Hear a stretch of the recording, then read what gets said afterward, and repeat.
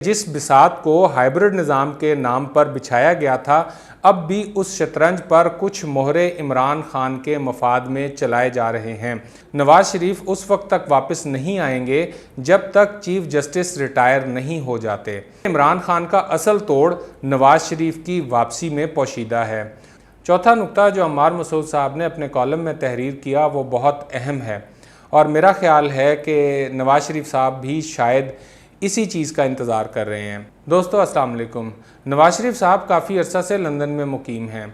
वो पाकिस्तान से इलाज करवाने के बहाने लंदन रवाना हुए थे, लेकिन अभी तक उनकी वापसी मुमकिन नहीं हो सकी। नवाज शरीफ साहब की वापसी के हवाले से मुख्तलिफ़ औक़ात में मुख्तलिफ़ ख़बरें गर्दिश ज़रूर करती रहीं, लेकिन अभी तक उनकी वापसी का कोई रोड मैप सामने नहीं आया। हाल ही में सीनियर सहाफ़ी और तजिया निगार जनाब अम्मार मसूद साहब ने एक बहुत दिलचस्प कॉलम नवाज शरीफ साहब की वापसी के हवाले से तहरीर किया है और मैं उस कॉलम के कुछ हिस्से आपके साथ शेयर करना चाहता हूँ। उस कॉलम में बयान की जाने वाली बहुत सी चीज़ें ऐसी हैं जो अवामी हलकों के अंदर भी बहुत अरसे से जिनके ऊपर गुफ्तगू की जा रही है। अम्मार मसूद साहब का कॉलम बुनियादी तौर पर दो हिस्सों पर मुश्तमिल है। पहले हिस्से में उन्होंने अपनी सहाफ़ियाना तहकीक पर मबनी सहाफ़ियाना आरा को कलमबंद किया है, जबकि दूसरे हिस्से में उन्होंने नवाज शरीफ साहब के करीबी ज़राए से रब्ता करने के बाद 4 ऐसे नुकात तहरीर किए हैं जो नवाज शरीफ साहब की ख्वाहिश है कि उन मामलात पर पेशरफ्त हो तो फिर वो वतन वापस आएंगे। मैं कॉलम आपके साथ शेयर कर देता हूं, उसके कुछ हिस्से आपको जिससे अंदाज़ा हो जाएगा। अम्मार मसूद साहब अपने कॉलम में लिखते हैं कि मुस्लिम लीग नून के लीडर हों या PDM के रहनुमा, सियासी जमातों के कारकुन हों या सियासी तज्जियाकार, सब ये बात जानते हैं कि अब वक्त आ गया है कि नवाज शरीफ को वापस आ जाना चाहिए। जिस रहनुमाई और क़यादत की इस वक्त मुल्क को ज़रूरत है वो आजकल लंदन में मुकीम है। वो लिखते हैं कि इमरान खान का असल तोड़ नवाज शरीफ की वापसी में पोशीदा है। कौन सी हिकमत और कौन से रमूज़ हैं जो नवाज शरीफ की वतन वापसी में रुकावट हैं।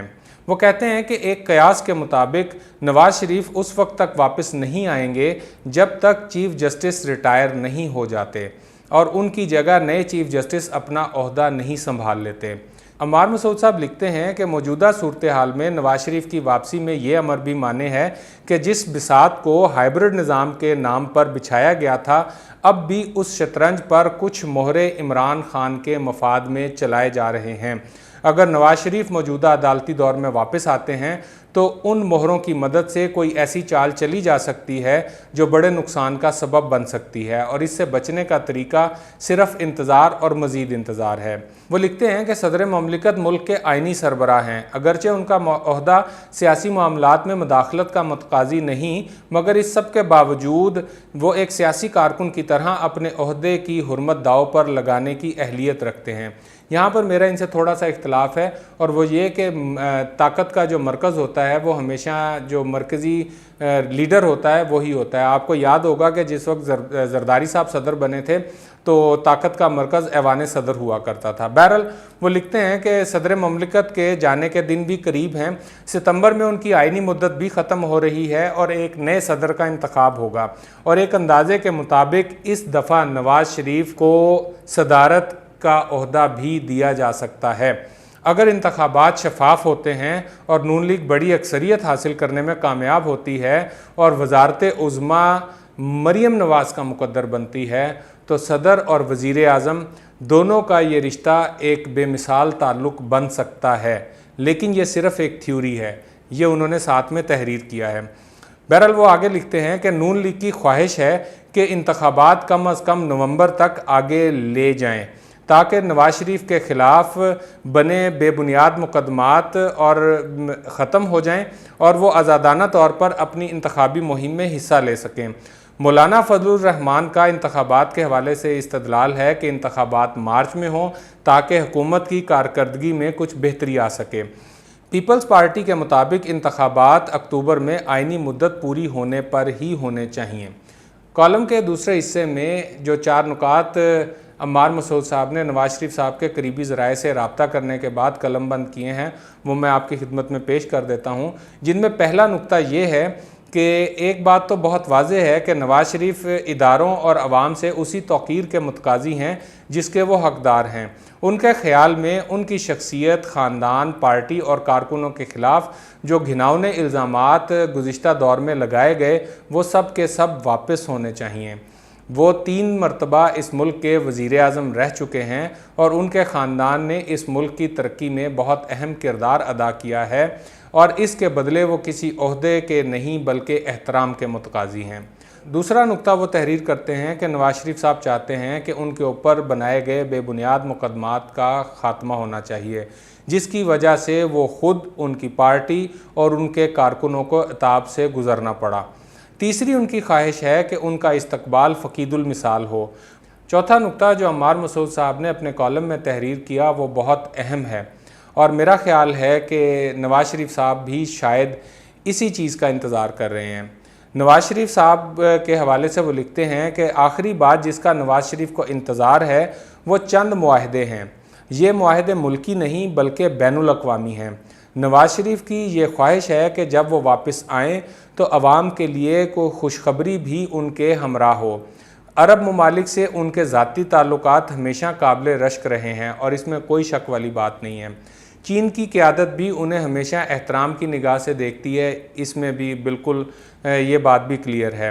नवाज़ शरीफ की ख्वाहिश है कि जब वो पाकिस्तान आएँ तो कोई ऐसा मुआहदा उनके हमरा हो जिससे वो पाकिस्तान के दिलदर दूर कर सकें।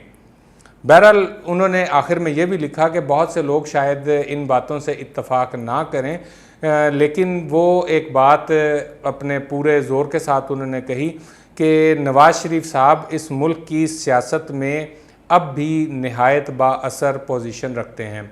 बहरहाल दोस्तों, ये अम्मार मसूद साहब का कॉलम था और इसके कुछ हिस्से। इसमें जो चीज़ मेरे लिए बहुत ज़्यादा हैरानी का बायस बनी और दिलचस्पी का बायस बनी वो ये थी कि नवाज़ शरीफ साहब अब पाकिस्तान के सदर बनेंगे।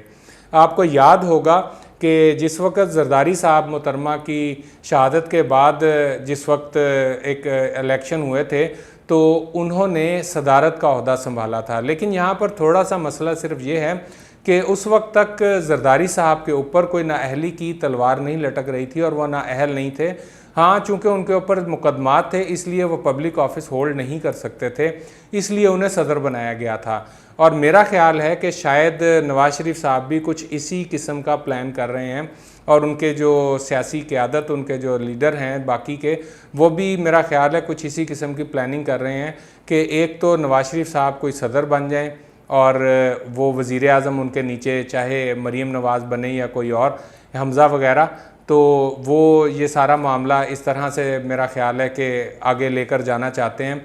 और दूसरी चीज़ ये कि नवाज़ शरीफ साहब वतन वापस आएँ तो उनके पास कोई ऐसी खुशखबरी हो जिससे पाकिस्तान के दिलदर दूर हो जाएं। बहरहाल नवाज़ शरीफ साहब की वापसी के हवाले से, उनके सदर बनने के हवाले से और चाइना और सऊदीया में जो उनकी दोस्तियाँ हैं उनके हवाले से आप क्या समझते हैं, कमेंट बॉक्स में हमें ज़रूर बताइएगा। इंशाल्लाह अगली वीडियो में आपसे फिर मुलाकात होगी, तब तक के लिए इजाज़त दीजिए। पाकिस्तान जिंदाबाद।